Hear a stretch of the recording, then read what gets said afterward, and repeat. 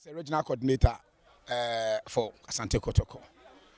The me kase mani agye na che say me your trofo and I'm engine this Kotoko supporter papa bia be kase ne 7 ani agye but unfortunately abansa the ade ba ko ne say ehun say achia but mu ye Kotoko bobo ababia mo bia esa me yeden me jani ameye na me yeden me behwe me yesofo makwakwa ye menya medwuma enso ene Kotoko nti esa metimi ba park na behwe team no na mehwe team ni sesi ya team na ho oden a ekura coach no ye players dada na obaye Emma odi anim ma ye tonton players ne dodo na no me to me eje no me hu say amoa yen.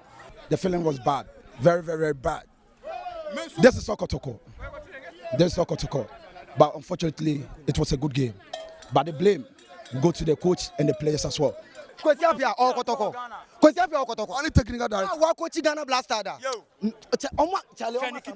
What's a Kotoko desi? I was so born who say oh Kotoko. Is that my chastel around Bono? Where Obi to say someone linkum anyhow enough for a Kotoko. Like Oda no other.